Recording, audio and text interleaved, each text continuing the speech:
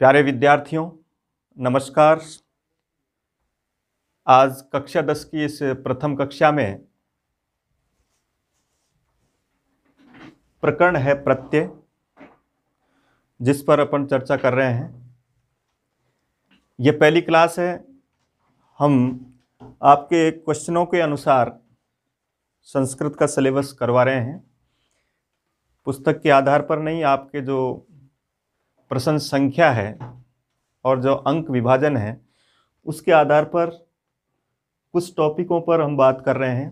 तो आज का पहला टॉपिक हमने लिया है प्रत्यय का। इस प्रत्यय के टॉपिक में आपका क्वेश्चन नंबर 16 और क्वेश्चन नंबर 17 दो क्वेश्चन है इसमें। यह टॉपिक आपका 4 अंक का है। बहुत सरल टॉपिक है। आज की इस कक्षा में आप इस 4 अंक के इस प्रकरण को अच्छी तरह से हल कर सकते हैं और 4 अंक प्राप्त कर सकते हैं। आपके सिलेबस में, संशोधित सिलेबस के अंतर्गत ये 5 प्रत्यय आपके कोर्स में रखे हुए हैं। सत्री, सानच, मतुप, इन और ठक। बाकी प्रत्ययों को हटा दिया गया है। तो ऐसी स्थिति में देखें आप, आपके क्वेश्चन नंबर 16 और क्वेश्चन नंबर 17 उन दोनों में 2-2 क्वेश्चन होंगे और दोनों 2-2 नंबर के होंगे। प्रथम जो 2 नंबर हैं उसमें सत्री और सानच के रूप में होगा, दूसरे में मतुपिन और ठक के रूप में होगा। आपका प्रश्न किस तरीके से आएगा और उसमें आपको किस तरीके से अपना उत्तर भरना है, सामान्य सी बात है। इनको आप इस तरीके से पढ़ें। देखिए, सत्री और सानच के रूप में जो प्रश्न आएगा उसमें हमको इस तरीके से कहा जाएगा, दूसरे प्रत्यय को भी लिया जा सकता है। वहाँ कोई निश्चित नहीं है कि वो 2 क्वेश्चनों का रूप रिक्त स्थान के रूप में ही आएगा। क्वेश्चन नंबर जो 16 होगा उसमें आपका रिक्त स्थान के रूप में कोई शब्द दे करके, जैसे ये लिखा गया पठ धातु से सत्री प्रत्यय लेकर, और यहाँ कहा जाता है कि इसकी आप पूर्ति करें, इसमें कौन सा शब्द आएगा। तब आपको पठ धातु से जो सत्री प्रत्यय जुड़ करके जो शब्द बनता है उसको आपको यहाँ लिखना है। इसी तरीके से सानच प्रत्यय आ सकता है, मतुप आ सकता है, इन आ सकता है और ठक आ सकता है। अधिकतर, ज़्यादातर ये 3 प्रत्यय बिल्कुल सरल है, मतुप, इन और ठक।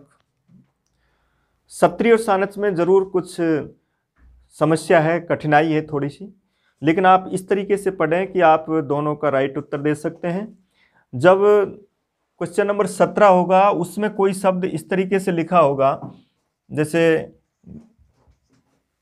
एक पेपर में लिखा है कि बुद्धिमती, एक लाइन लिखी हुई है और उसमें कहा है कि इसमें आपको प्रकृति और प्रत्यय बताना है, यानी इसमें शब्द प्लस प्रत्यय बताना है कि प्रत्यय कौन सा है और उसमें शब्द कौन सा है। इसलिए अब देखिए हम स्टार्ट कर रहे हैं इसको। सत्री और सानच को किस तरीके से पढ़ना है, मतुपिन ठक को किस तरीके से पढ़ना है। सबसे पहली बात देखिए, यहाँ ये 5 प्रत्यय आपके सिलेबस में हैं। ये 2 भागों में बटे हुए हैं। पहला है सत्री सानच, ये आपका कृत प्रत्यय है और इनसे बना हुआ शब्द कृदंत कहलाता है। जबकि ये जो 3 प्रत्यय है ये तद्धित प्रत्यय है और इनसे बना हुआ शब्द तद्धितांत कहलाता है। प्रथम 2 प्रत्यय आपके कौन से हैं? कृत प्रत्यय हैं, कृदंत हैं। कृदंत से तात्पर्य होता है कि ये प्रत्यय हमेशा धातु से जुड़ेंगे, क्रिया से जुड़ेंगे, और ये जो प्रत्यय हैं ये आपके शब्द से जुड़ेंगे, इसलिए इनको हम तद्धित प्रत्यय कहते हैं। ये प्रत्यय जिसमें जुड़ जाता है उस शब्द को कृदंत कहते हैं। प्रत्यय कृत है और ये जिसमें जुड़ेगा उसको क्या कहेंगे? कृदंत कहेंगे। इसी तरह से ये तद्धित प्रत्यय हैं और ये जब किसी शब्द में जुड़ेंगे और वो शब्द जब बनेगा तो उसको हम तद्धितांत कहते हैं। अब देखिए, सत्री और सानच को सबसे पहले ले रहे हैं हम। ये कृदंत प्रत्यय है, कृदंत शब्द बनेंगे, कृत प्रत्यय हैं। क्या विशेष बात होती है सत्री और सानच में? सबसे पहला, ये प्रत्यय निरंतरता अर्थ में होते हैं। जैसे पढ़ता हुआ, लिखता हुआ, जाता हुआ। जैसे मैं पढ़ता हुआ बात कहता हूं, तो वहां पढ़ता हुआ जो लिखा हुआ है उसमें आपको सत्री प्रत्यय जोड़ना है। निरंतरता अर्थ के रूप में इसी तरह से दूसरा, ये जो प्रत्यय हैं दोनों ही एक ही अर्थ में हो रहे हैं निरंतरता में। फिर ये कहा जाता है कि जब दोनों ही प्रत्यय निरंतरता अर्थ में है तो फिर दो अलग अलग क्यों हैं? तो उसके लिए एक चेंज है कि सत्री प्रत्यय हमेशा परस्मयी पद धातुओं से जुड़ता है, जबकि सानच प्रत्यय आत्मनेपद धातुओं से जुड़ता है। क्या है परस्मयी पद और आत्मनेपद? परस्मयी पद वे क्रियाएं होती है जिनके रूप अति, अतः, अंति के रूप में चलते हैं। वे परस्मयी पद धातुएं हैं और उनसे सानच नहीं जुड़ सकता, उनसे सत्री ही जुड़ता है। और जो क्रियाएं आत्मनेपद होती हैं उनके रूप चलते हैं ना, ते, एते, अंते। जैसे सेवते, सेवेते, सेवंते, उनमें सत्री नहीं जुड़ता, उनमें सानच जुड़ता है। तो यहां याद रखें, इस तरह की क्रियाओं में सत्री प्रत्यय जोड़ा जाता है। जैसे पठती, पठतय, पठंती, तो उसमें सत्री जुड़ेगा। जैसे लिखती, लिखतय, लिखंती, उसमें भी सत्री जुड़ेगा। जैसे गच्छति, गच्छतय, गच्छन्ति, उसमें भी सत्री जुड़ेगा। हसती, हस्तय, हसंती, उसमें भी सत्री जुड़ेगा। चोरयति, चोरयतः, चोरयंती, उसमें भी सत्री जुड़ेगा। जिसमें ती, अतः, अंति इसके रूप में क्रियापद बनता है। और जिसमें ते, एते, अंते, जैसे सेवते, सेवेते, सेवंते, याचते, याचेते, याचनते, वर्धते, वर्धेते, वर्धनते, उनमें सानच प्रत्यय जुड़ता है। ये दो विशेष बात है जिसके लिए सत्री और सानच को अलग अलग बनाया, जबकि दोनों एक ही अर्थ के प्रत्यय हैं, लेकिन दो अलग अलग इसलिए बनाए गए क्योंकि सत्री प्रत्यय परस्मयी पद धातुओं से जुड़ता है जिनके रूप इस तरीके से चलते हैं, और सानच प्रत्यय इसलिए जोड़ा कि उसके रूप इस तरीके से चलते हैं। अब बात है इसके आगे, इनसे बनने वाले शब्द किस तरीके के हो सकते हैं? तो देखिए, जैसे आपसे कहा जाए कि बताओ पठ धातु है और उसमें सत्री प्रत्यय जोड़ना है, तो अब उसके रूप में सत्री प्रत्यय के रूप में हम किस तरीके से पढ़ेंगे? देखिए, पठ धातु से जब सत्री प्रत्यय जोड़ेंगे तो अब इनको जोड़ने का तरीका क्या है? प्रक्रिया कुछ लंबी है, लेकिन कक्षा 10 के लिए सिर्फ इससे ही हम हमारा उत्तर हासिल कर लेंगे। आपको ऐसा करना है, उसके जो क्रियापद है, जैसे पठती, पठतय, पठंती आ रहा है, तो वहाँ पठंती में अंति हटा दें, तो ऐसी स्थिति में वहाँ एक तरह से धातु ही रह जाएगी पठ। और उसमें जब सत्री प्रत्यय जोड़ेंगे तो सत्री प्रत्यय में अत शेष रहता है, सत्री प्रत्यय में अत शेष रहता है। अब जब सत्री प्रत्यय में अत शेष रहता है तो ऐसी स्थिति में ये पठ में आप अत जोड़ देंगे तो ये पठत हो जाएगा। फट धातु का, जिस धातु के अंत में ये हलंत होता है, धातुओं में सभी में प्राय, तो उनमें ये जो हलंत स्थिति है लास्ट का जो व्यंजन के रूप में, तो उसके पश्चात आपको ये अत जोड़ना है सत्री प्रत्यय के रूप। सत्री में अत बसता है, इसको जब जोड़ा तो ये पठत। अब इसके रूप में देखिए, यदि आपसे लिखा हुआ आ जाता है कि बताओ पठत में कौन सा प्रत्यय, तो अब आपको देखना, आपके तो सिलेबस में ही 5 प्रत्यय हैं और बाकी जो और प्रत्यय वो इस रूप में इसके सामने नहीं आ रहे, तो यहाँ याद रखें अत आ रहा है इसमें, इसलिए इसमें आपको सत्री प्रत्यय बताना है। इसी तरीके से अब यहाँ थोड़ा सा आगे बढ़ते हैं तो ये एक शब्द ये भी बनता है पठन, और एक शब्द ये भी बनता है पठंती। इन तीनों में ही हमको सत्री प्रत्यय उत्तर भरना है। क्या कारण है? ये तो सीधा समझ में आ गया कि अत जोड़ दिया हमने, लेकिन अब याद रखो कि अगर वो शब्द पुल्लिंग में चलेगा तो उसमें इस तय की जगह न हो जाता है, तब वो पठन हो जाता है। और अगर वो स्त्रीलिंग के लिए आता है तो वो पठंती हो जाता है। और अगर वो नपुंसक लिंग के लिए आता है तो वो पठत ही रहता है। मूल शब्द भी पठत रहता है, नपुंसक लिंग में भी पठत रहता है, पुल्लिंग में भी, पुल्लिंग में पठन हो जाता है न, स्त्रीलिंग में पठंती हो जाता है। इसलिए यहाँ इस तरह के, अब हमको देखना क्या है, रिक्त स्थान आ गया, उसमें लिखा है पठ प्लस सत्री। अब आपसे कहा जा रहा है कि आप इसका उचित शब्द इसमें भरिए। अब जैसे मैंने एक वाक्य लिखा, सीता पुस्तकम रिक्त स्थान चित्रम पश्यति, और आगे एक रिक्त स्थान दे रखा है, उसमें लिखा हुआ है पठ प्लस सत्री। अब आपको ये क्वेश्चन नंबर 16 में इस तरीके से आपको मिलेगा। तो वहां देखिए सीता पुस्तकम रिक्त स्थान चित्रम पश्यति। अब आपको पठ धातु से कौन सा प्रत्यय जोड़ना है? सत्री प्रत्यय। लेकिन ध्यान रखें ये क्वेश्चन थोड़ा सा कठिन हो सकता है, कारण क्योंकि पठ प्लस सत्री के रूप में पठ तो आपको याद है, लेकिन अब यहाँ थोड़ा ध्यान देने की बात है कि ये शब्द अब हम यहाँ जो भरेंगे वो पुल्लिंग का भरेंगे कि स्त्रीलिंग का भरेंगे या नपुंसकलिंग का। तो इस दृष्टिकोण से कठिन हो सकता है। तो उसमें आप सीधा सीधा उत्तर सीधा सीधा उसके कर्ता को देखें कि वो कर्ता कौन है उसका। तो उसका कर्ता सीता है, सीता स्त्रीलिंग है, इसका मतलब ये आएगा। इसलिए यहाँ हमको इसके उत्तर में पठंती लिखना है और उसके रूप में आपको 1 अंक इसका तभी मिलेगा जब आप इस शब्द के आधार पर उसका उचित शब्द भरते हैं। जैसे एक दूसरा शब्द, दूसरा वाक्य बोला हमने कि बालकः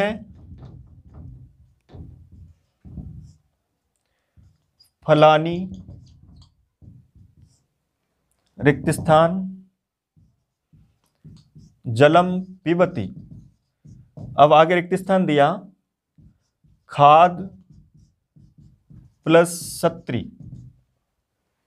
कौन सा प्रत्यय वाला शब्द भरना है हमको? सत्री प्रत्यय वाला भरना है।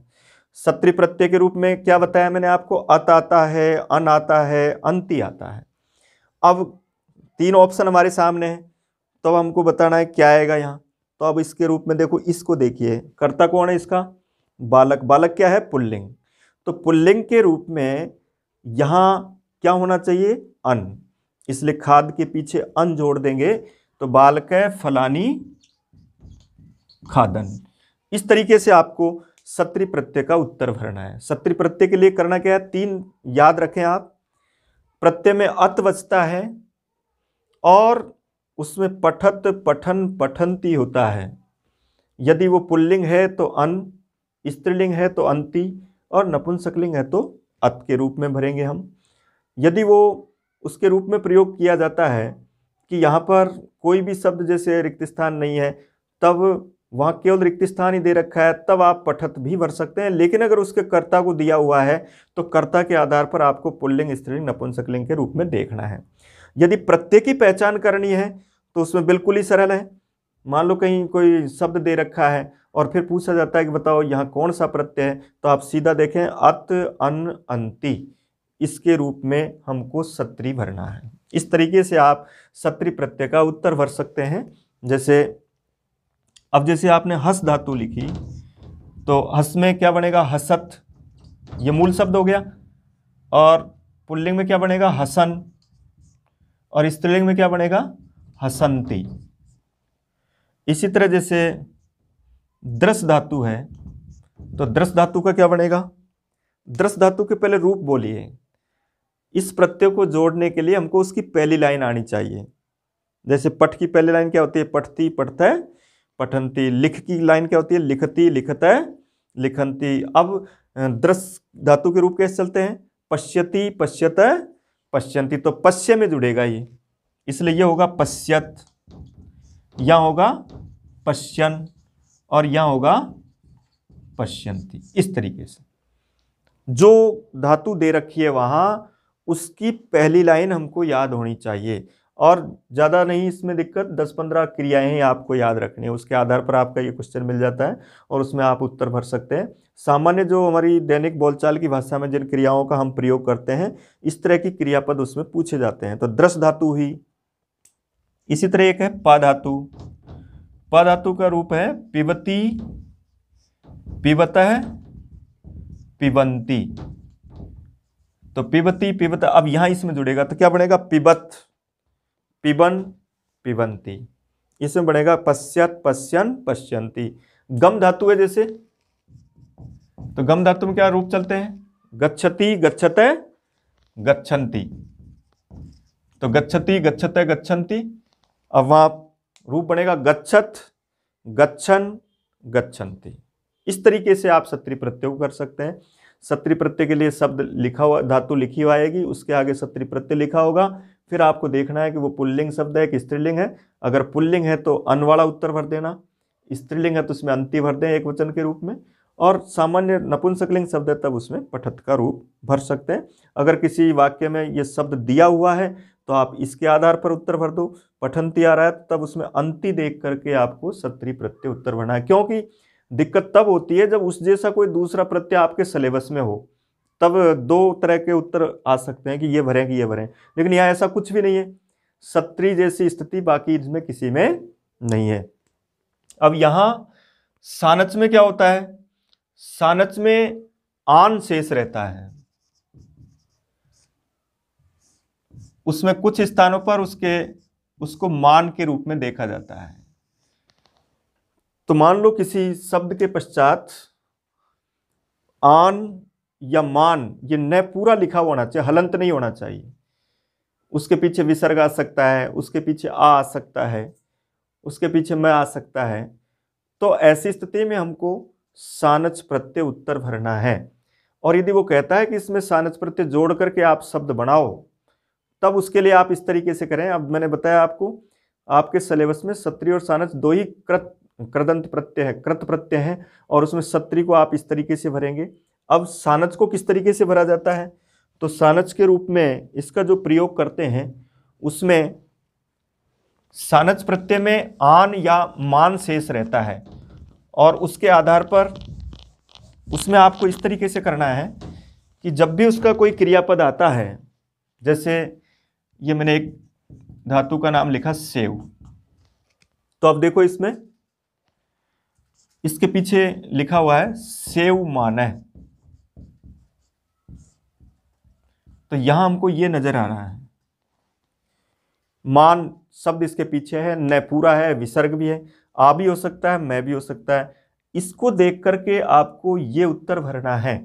ये तो बात हो गई शब्द को देखकर प्रत्यय भरने की। शब्द को देख करके प्रत्यय भरने पर तो आप गलती कर ही नहीं सकोगे, क्योंकि इसमें आपको इस तरह का देख करके ये प्रत्यय भर देना है, और इसमें आपको मान यानी पीछे आन या आन भी दिखाई दे सकता है और मान भी दिखाई, मान में भी आन ही होता है, तो उसके आधार पर भी अपना उत्तर राइट कर सकते हैं। लेकिन जब आप उस शब्द को बनाओगे प्रत्यय से तब दिक्कत हो सकती है। तब हमको मान और आन की बारे में जानकारी रखनी चाहिए कि कहाँ पर मान कर सकते हैं और कहाँ पर आन कर सकते हैं। तो ऐसी स्थिति में अब देखिए आप, जैसे सेव माना लिखा, अब ये सेव माना भी हो सकता है। अगर स्त्रीलिंग है तो ये क्या हो जाएगा, ये सेव माना हो जाएगा, और नपुंसकलिंग है तो ये सेव मानम हो जाएगा। विसर्ग के रूप में पुल्लिंग, ए के रूप में, आ के रूप में स्त्रीलिंग और अम के रूप में नपुंसकलिंग। अब यहां क्रिया थी हमारी सेव, अब उसमें हमने लिखा मान। इसके लिए सीधा सा तरीका है कि जब इस तरह की कोई क्रियापद होते हैं तो वहां उसका रूप है सेवते। तो सेवते, सेवेते, सेवंते। जहां ये ते अते अंत्य आते हैं वहीं सानच होता है, और जहां ती अते अंत्य आता है वहां सत्री। तो इसके लिए बहुत कम क्रियाएं मिलेगी आपको, गिनी चुनी ऐसी क्रियाएं जिनको देख करके आप अपना उत्तर आराम से भर सकते हो। तो अब इसको जोड़ना सीखें, क्योंकि आपके क्वेश्चन नंबर 16 के रूप में आपको धातु के साथ प्रत्यय को जोड़ करके शब्द बना के लिखना है। तो उसके लिए आपको ये जानकारी में होना चाहिए कि कहाँ मान लिखें और कहाँ पर आन लिखें। तो उसके लिए देखो, इसमें मैंने इसको आन किया है, इसमें मान जोड़ा है। कारण क्या होता है, इसका सीधा तरीका ये है, अगर आपका जो वो क्रियापद है उस क्रियापद में ये जो ते आ रहा है, अगर इस ते से पहले ये जो व्यंजन है इसमें अगर आपको ए मिल जाए तो वहां आपको मान जोड़ना है। यह तरीका है। तो यहां देख रहे हो आप, ये ते से पहले वह पूरा लिखा हुआ है, पूरा लिखने का मतलब इसमें ए है, और इस कारण से मान लिखेंगे। तो सेव माना पुल्लिंग हो गया, सेव माना स्त्रीलिंग हो गया, और सेव मानम नपुंसकलिंग हो गया। इसी तरह से जैसे आपने लिखा ये एक व्रत धातु है, अब व्रत धातु का रूप चलता है वर्तते।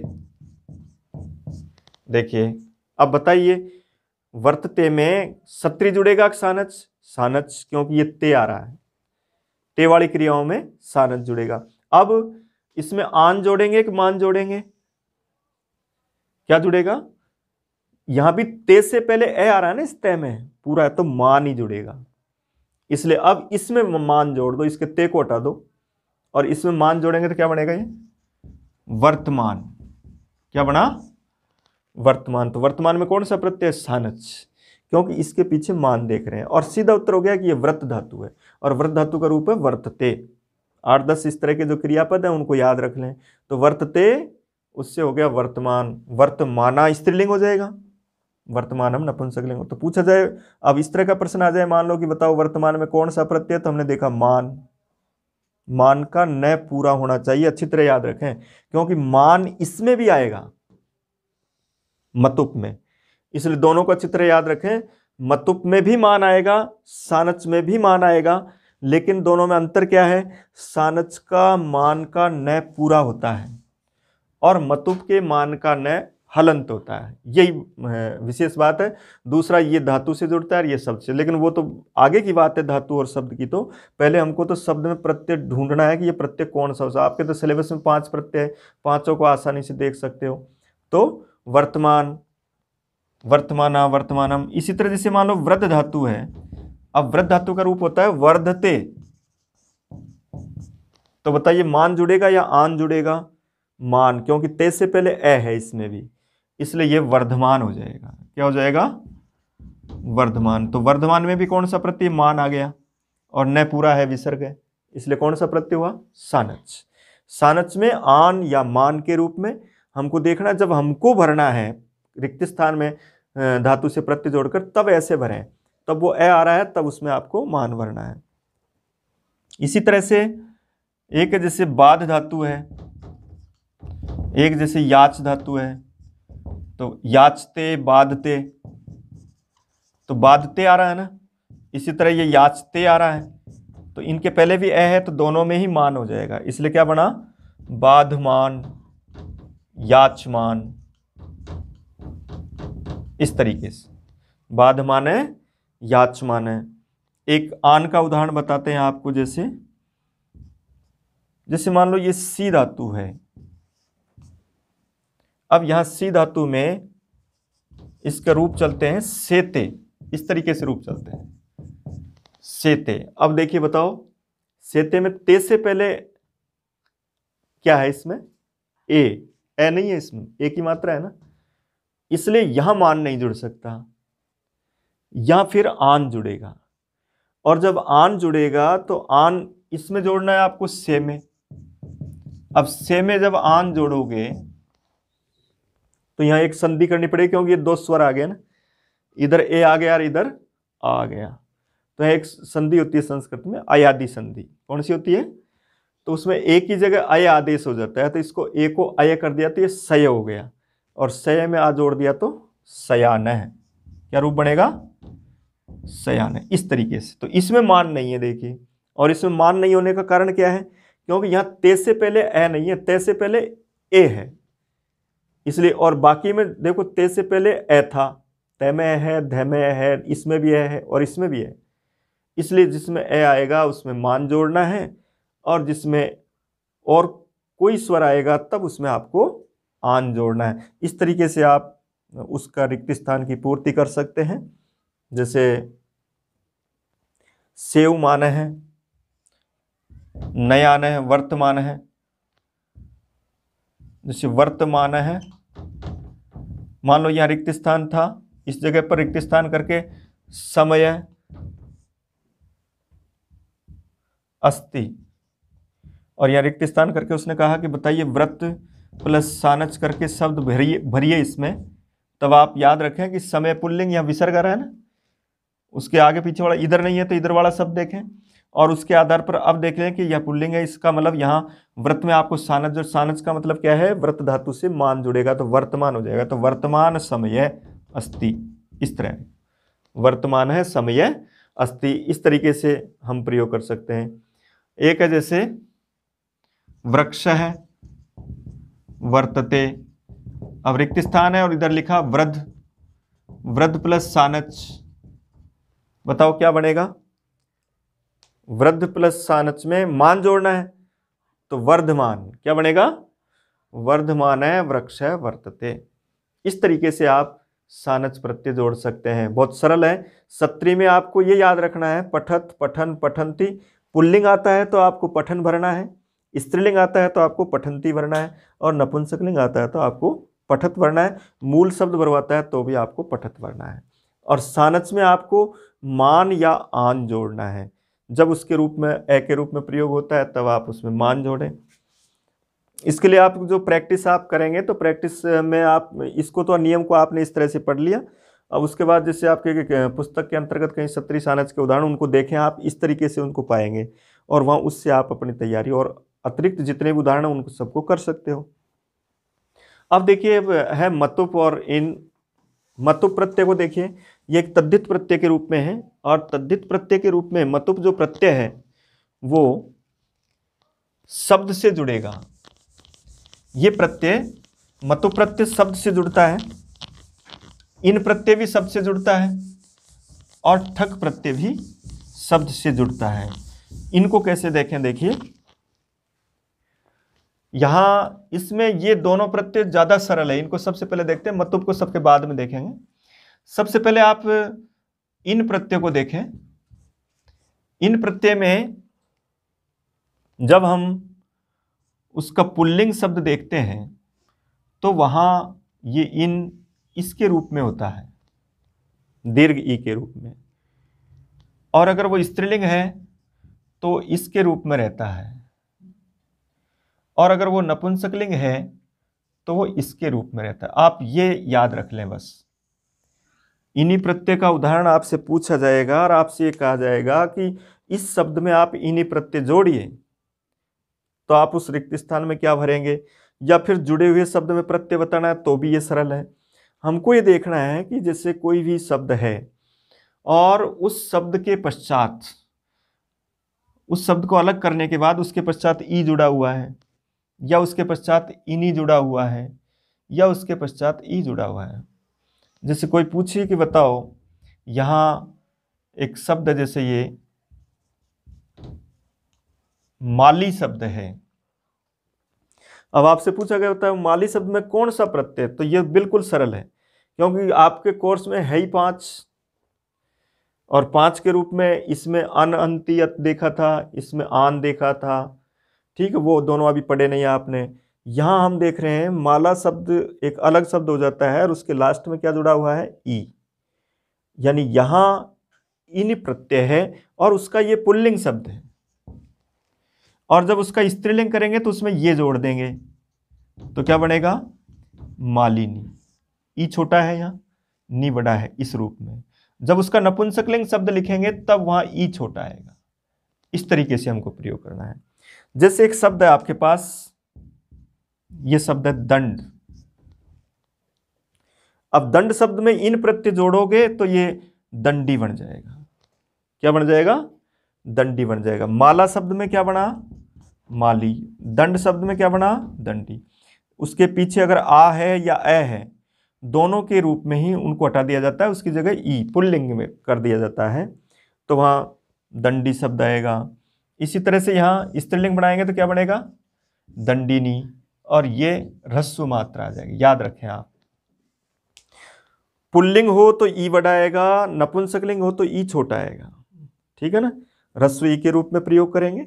और यहाँ अगर उसका स्त्रीलिंग है तो वहां इनी, इसको याद रखें, इनका मतलब होता है ई, इनी, ई। तो जब वो कहे कि इसमें इनी प्रत्यय जोड़िए तब आपको इस तरीके से जोड़ना है।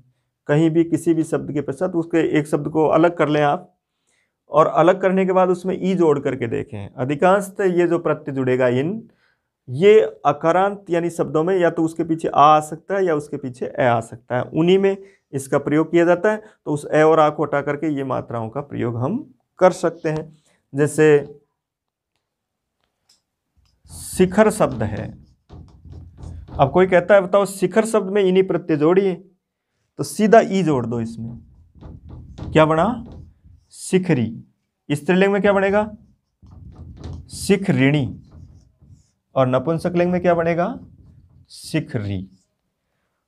शिखर शब्द है आपके पास, उसमें ई जोड़ना है दीर्घ, तो पुल्लिंग शब्द बन जाएगा। इस इन प्रत्यय का अर्थ क्या होता है, इन प्रत्यय का अर्थ होता है उस वाला। दंडी का अर्थ है डंडे वाला, माली का अर्थ है माला वाला, शिखरी का अर्थ है जिसके पास शिखर है, शिखर वाला, उसको शिखरी कहेंगे। इसी तरह से एक है जैसे चक्र शब्द है, बताओ क्या बनेगा, चक्री, और यहां क्या बनेगा, चक्रिणी, और यहां क्या बनेगा, चक्री, ई रस हो जाएगा। तो चक्री का अर्थ क्या हुआ, जिसके हाथ में चक्र है, जिसके हाथ में चक्र है उसको क्या कहते हैं, चक्री। विष्णु भगवान, उसको चक्री के नाम से कहा जाएगा क्योंकि उसके हाथ में क्या है, चक्र है, तो उसके आधार पर चक्री कहेंगे। तो चक्र वाला, ठीक है। जैसे कोई पूछे बताओ मोदी में कौन सा प्रत्यय है, तो इन प्रत्यय है। कौन सा प्रत्यय है, मोद कहते हैं आनंद को, आनंद वाला। क्या अर्थ होगा, आनंद वाला।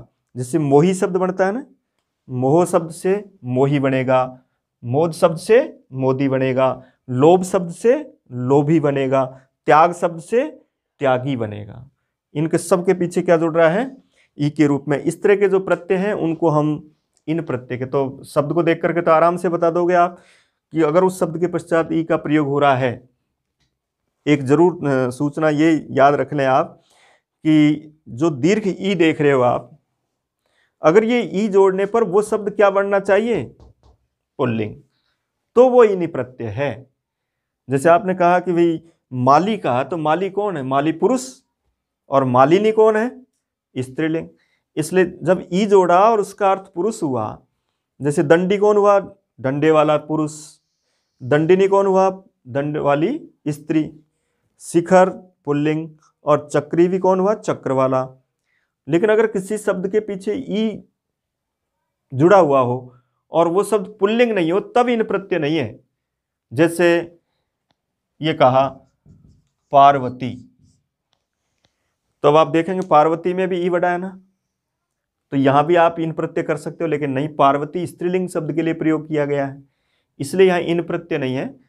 यहां आपका स्त्री प्रत्यय जो आपके सिलेबस में थे पहले, जो अब संशोधन कर दिया गया, अब उनको हटा दिया गया है, वो प्रत्यय था इसमें। गत वर्ष की परीक्षा में इस तरह का प्रश्न पूछा गया कि पार्वती में कौन सा प्रत्यय है, तो वहां अब तो वो आप सिलेबस से हटा दिए गए। तो ऐसी स्थिति में यहां इसमें और इसमें क्या अंतर है, इसमें जब ई जुड़ेगा तब वो शब्द पुल्लिंग होगा, और अगर वो शब्द स्त्रीलिंग है तब वो ये प्रत्यय नहीं है। इस तरीके से हम इस शब्द को कर सकते हैं। तो पार्वती शब्द को देखा आपने, अब बता सकते हो क्या नदी शब्द में ये प्रत्यय है, नहीं, नदी भी तो स्त्रीलिंग है, नदी क्या है, स्त्रीलिंग है, इसलिए वो भी इससे बाहर हो जाएगा। इसमें सिर्फ वो होगा जिससे उस अर्थ का, उस शब्द का मतलब पुरुष होता है। जैसे अब मैं एक शब्द दूसरा देता हूं, जैसे मैंने कहा कि लोभी। अब लोभी किसके लिए कहा जाता है, आदमी के लिए, पुरुष के लिए, इसलिए ये इसकी श्रेणी में आ जाएगा। लोभ शब्द से इन प्रत्यय जोड़ेंगे तो क्या बनेगा, लोभी।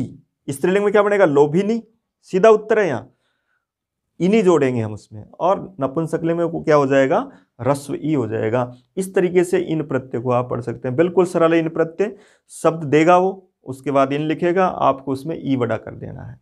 अगर वो पुरुष पुल्लिंग के रूप में आ रहा है तो ऐसा भर दो, अगर उसमें आता है कि सीता रिक्त स्थान माला इन, तब मालिनी कर देंगे। जब बालक आएगा तो उसके साथ माली हो जाएगा। इस तरीके से हम इसका इन प्रत्यय को इस तरीके से पढ़ सकते हैं।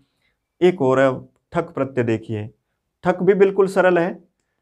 ठक प्रत्यय में याद रखें, ठक प्रत्यय का मतलब संस्कृत में इक प्रत्यय होता है।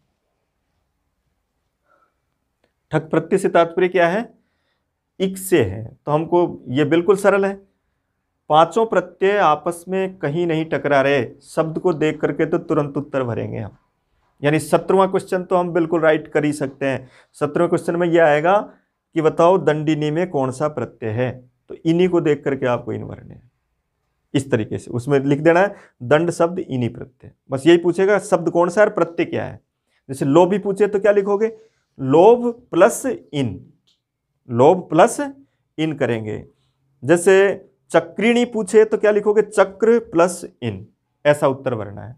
और अगर रिक्त स्थान में पूर्ति करवाता है वो, तब वो लिखेगा चक्र प्लस इन। अब उसमें लिखा विष्णु रिक्त स्थान अस्ति, और उसमें लिखा चक्र प्लस इन, तो आप भर देना उसमें चक्री। इस तरीके से करोगे इन प्रत्यय के रूप में। ठक प्रत्यय में आपको इक देखना है। जैसे समाज शब्द है और इसमें आप ठक प्रत्यय जोड़ेंगे तो सामाजिक, क्या बनेगा, सामाजिक। अब पूछा जाए बताओ सामाजिक में कौन सा प्रत्यय है, तो आप उस शब्द के पीछे देखो, उसके पीछे इक आ रहा है। क्या आ रहा है, इक देख करके कौन सा प्रत्यय बताना है आपको? ठक प्रत्यय बताना है। उस इक को देख करके एक शब्द निकालो इधर, समाज। क्या शब्द बन रहा है? समाज। जब इक प्रत्यय जोड़ते हैं तो उसके लास्ट में इक जोड़ दिया जाता है और स्टार्ट का जो शब्द अक्षर वर्ण रहता है उसमें वृद्धि कर दी जाती है, यानी उसके ए को आ हो जाता है और ई को क्या हो जाता है? आई, और ऊ को क्या हो जाता है? औ। जैसे ए को तो हो जाएगा आ, ई को हो जाएगा आई और ऊ को हो जाएगा औ। ये चेंज करना है। तो अब जैसे कोई कहे कि बताओ भूमि शब्द में ठक प्रत्यय जोड़ो, तो क्या जोड़ना है हमको? इक जोड़ना है पीछे, और मैंने क्या कहा? ऊ को क्या कर देना है? स्टार्ट के ऊ को क्या करना है? औ। तो क्या बनेगा? भौमिक। एक शब्द पड़ा हुआ ना, सार्वभौमिक, तो भूमि से क्या बनेगा? भौमिक। इसी तरह से एक शब्द है जैसे विवाह, क्या बनेगा बताओ? विवाह में ई को क्या होता है? आई, तो क्या बनेगा? वैवाहिक। क्या बनेगा? वैवाहिक। चलो बताओ इसमें क्या बनेगा? विज्ञान। विज्ञान में ठक प्रत्यय जोड़िए, ई को आई कर देंगे ना, वैज्ञानिक। क्या बनेगा? तो ई को आई कर देंगे हम, तो ये वैज्ञानिक। तो अब पूछे कि वैज्ञानिक में कौन सा प्रत्यय है? सीधा उत्तर है, पीछे क्या मिल रहा है हमको? इक, और इधर शब्द क्या है? विज्ञान। जब आई हो तो उसको ई में लिखें और ऊ हो तो उसको औ में लिखें। औ की जगह ऊ कर देंगे आप, इस तरीके से करेंगे। चलो बताओ, जैसे एक शब्द आया नीति में ठक प्रत्यय जोड़ो, जल्दी बताइए। नीति में आप ठक प्रत्यय जोड़े, नैतिक। क्या बनेगा? ई को आई होता है ना, ई की जगह क्या होता है? आई, तो ये नैतिक। इस तरीके से नीति से नैतिक हो गया, ठीक है। देह से देहिक हो गया, ठीक है। इसी तरह से बताइए अर्थ शब्द में ठक प्रत्यय जोड़िए, आर्थिक। क्या बनेगा? क्योंकि ये ए है, ए को क्या हो जाएगा? आ, तब बनेगा आर्थिक। चलो बताओ धर्म शब्द से क्या बनेगा? धार्मिक। अर्थ से आर्थिक, धर्म से धार्मिक। इस तरीके से इक देखना है, ए को आ करना है। जब जुड़वाए तो याद रखो ए की जगह आ कर दो, पीछे इक जोड़ दो। समाज, इस तरह के शब्द आ सकते हैं उसमें। तो आर्थिक, धार्मिक, सामाजिक, राजनीतिक, वैचारिक, वैवाहिक, वैज्ञानिक, ठीक है ना। इस तरह के शब्दों में हम कौन सा प्रत्यय भरेंगे? ठक। 4 प्रत्यय हो गए आपके। सत्री में क्या देखना है? अत, अन, अंति, ठीक है। सानच में आन और मान।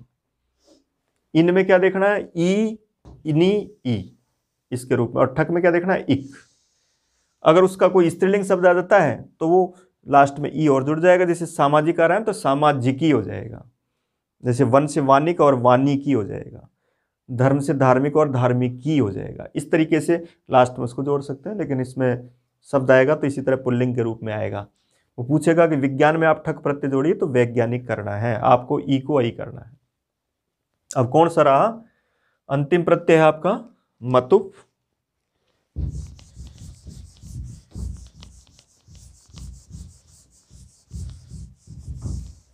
मतुप प्रत्यय में भी देखिए, मतुप भी एक तद्धित प्रत्यय शब्द से जुड़ेगा। मतुप में मत शेष रहता है,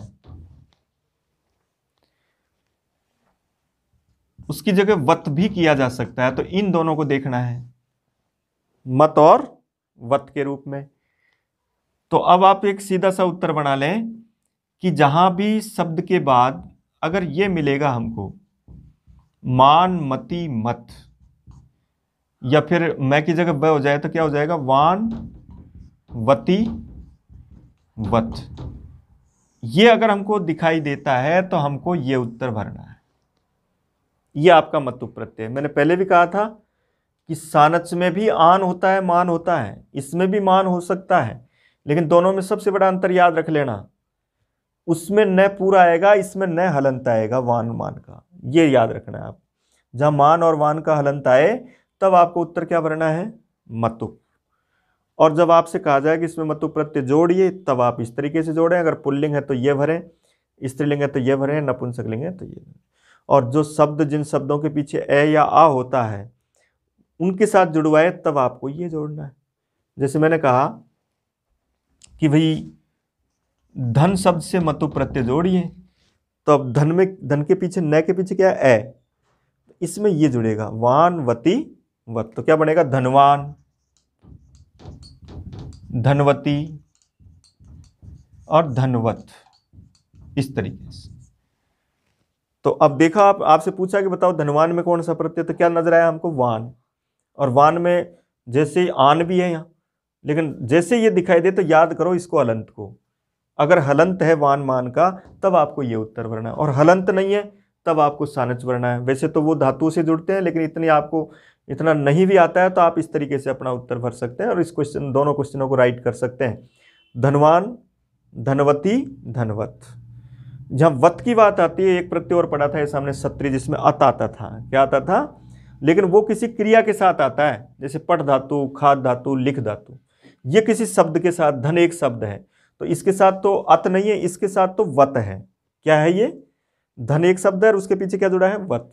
इसी तरह से बताओ, अब बताइए रूप शब्द में आपको मतु प्रत्यय जोड़ना है, क्या बनेगा, रूपवान। क्या बनेगा, रूपवान, रूपवती, रूपवत, इस तरीके से। चलो अब जल्दी बताएं, रस शब्द से बनाओगे तो रसवान, रसवती, रसवत। चलो बल शब्द से बनाएंगे तो बलवान, बलवती, बलवत। चलो दया शब्द से बनाइए, दयावान, दयावती। ठीक है ना, इस तरीके से। विद्या शब्द से जोड़िए, विद्यावान, विद्यावती, इस तरीके से। ए और आए शब्द के बाद में तब ये जोड़ना है, और ए और आ नहीं आए तब आपको ये जोड़ना है। जैसे इस शब्द में जोड़िए मतु प्रत्यय, क्या बनेगा, श्रीमान। क्या बनेगा, श्रीमान, श्रीमती, श्रीमत, इस तरीके से। मान, मति, मत। ये क्यों हो रहा है, क्योंकि यहां ई आ रहा है, ए और आ के बाद तो वान आता है, बाकी और स्वरों के साथ क्या आता है, मान, मति। तो याद रखो श्रीमान का भी न हलंत होता है और श्रीमती में ती बड़ा होता है। ठीक है ना, ये स्त्रीलिंग शब्द। अब जैसे पूछ दिया उसने कि श्री में मतु प्रत्यय जोड़िए और आगे किसी स्त्रीलिंग का नाम है तो आपको श्रीमती भरना है, और अगर पुरुष का नाम है तो आप क्या भरना है, श्रीमान। चलो बताओ बुद्धि शब्द में सानच प्रत्यय जोड़िए, क्या बनेगा, बुद्धिमान। क्या बनेगा, बुद्धिमान, बुद्धिमती, बुद्धिमत। चलो शक्ति शब्द में बताओ, शक्तिमान। क्या बनेगा, तो शक्तिमान में भी कौन सा प्रत्यय, मान आ रहा है, मतु प्रत्यय। मान का न हलंत होगा, उसमें आपको मतु प्रत्यय भरना है। इसी तरह से कोई पूछे कि बताओ हनु शब्द में मतु प्रत्यय जोड़िए, हनुमान। क्या बनेगा, हनुमान। उसके रूप में प्रयोग हनुमति बनेगा कि नहीं बनेगा, लेकिन हनुमति कोई स्त्री नहीं थी।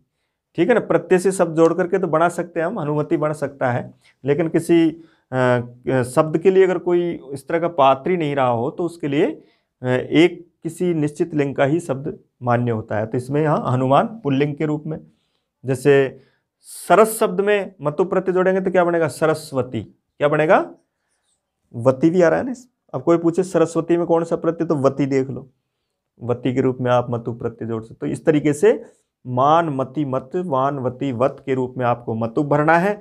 इन्हीं के रूप में ई, इनी, ई देखना है। ठक के रूप में इक देखना है। सानच के रूप में आन और मान देखना है। सत्री में आपको अत, अन और अंति देखना है। इस तरीके से आप 16-17 नंबर का क्वेश्चन आप हल करें। जितने भी आपने पिछले पेपर देखे होंगे सभी के आप उनको राइट कर सकेंगे। यद्यपि पिछले पेपर को इसलिए राइट नहीं कर पाओगे क्योंकि उस समय आपके प्रत्ययों की संख्या ज़्यादा थी। अब संशोधन हो गया तो अब केवल 5 ही प्रत्यय हैं, इसलिए इन 5 प्रत्ययों के आधार पर याद रखें। पांचों ही प्रत्यय महत्वपूर्ण है, इनमें से कोई एक नहीं आएगा क्योंकि 4 नंबर का क्वेश्चन है ये और 1-1 नंबर का आएगा, तो इनमें से 4 तो जरूर आएंगे, एक नहीं आएगा कोई सा भी, लेकिन है 5 ही महत्वपूर्ण, कोई सा भी आ सकता है। तो पांचों को हम इस तरीके से दे सकते हैं। या तो वो धातु प्लस प्रत्यय देख करके करवाए तो रिक्त स्थान में भर दो उसका शब्द, देख लो पुल्लिंग है कि स्त्रीलिंग है। और अगर वो ये कहता है कि इस शब्द में कौन सा प्रत्यय, तब ये मदद करेंगे आपके, मान मति मत, वान वती वत, ईनी और इक आदि, और अन अंति, और ये आन और मान। इस तरीके से आप ये प्रत्यय का टॉपिक कक्षा 10 के लिए 5 प्रत्यय हैं आपके, 5 में 16-17 नंबर का क्वेश्चन आप हल करोगे। 2-2 नंबर का क्वेश्चन है, उसको पूरा राइट कर सकते हो। थोड़ा सा और अध्ययन करें इसके आधार पर, जो उदाहरण दे रखे हैं उनको आप अभ्यास करें, तो इसके आधार पर आप कर सकते हैं। चलो कल दूसरी क्लास में फिर आपसे मिलेंगे।